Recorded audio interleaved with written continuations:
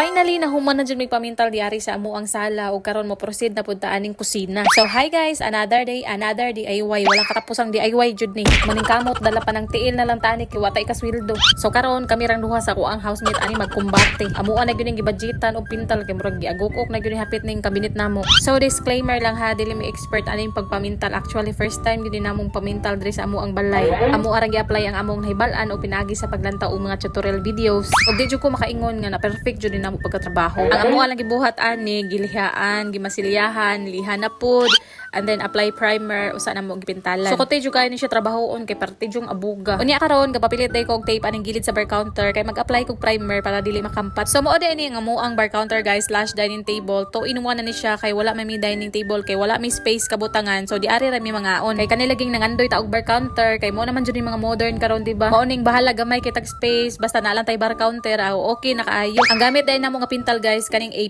Dili siya known og brand pero ganahan ra ko kay dili kayo sakit sa ilong ang ihang baho. Ug may gani nagkasinabot ra mi sa color sa cabinet. Puti ra namo para limpyo ug hayag siya tanawon. And actually kaning kabineta guys dugay-dugay na jud ni namo nga wa gyud mapintali. Maoning naningkamot na lang jud mi nga mahuman ni kay lisod kay magpanindot sa kusina kung wa pa nahuman. And usa pa mao jud ni ako ang ginapangandoy nga naa jud mi kabinet para na ako'y kabutangan sa mga gamit kay di ko ganahan og samok nga kusina. Murag naabtan jud mi isa ka bulan kapin aning DIY kay busy pud usahay ba. Unya usahay maglalis pa jud kay dili magkasinabot. Uy, pareha ning pintala o nasayop jud migpili og color para sa bar counter mao ning galalis na sabmi. Pero no choice kay napalit og napintal naman ni nako aw gipadayon na lang. Bahalag wala na bagay kay yellow ra jud kayo siya dapat maguduntaan na pareha siyang color aning floated panel. Samsa guni nga dili masud gyud ta perpekto gyud masayop man gyud tag pamili. So para ma solid siya tanawon ang color ako ana na nang gibintalan ang gilid tanan sa bar counter para ma-emphasize yun ang iyang porma ba. So human na mig pamintal guys pero wala pa mi nahuman tanan. Just follow me for the next video. See ya.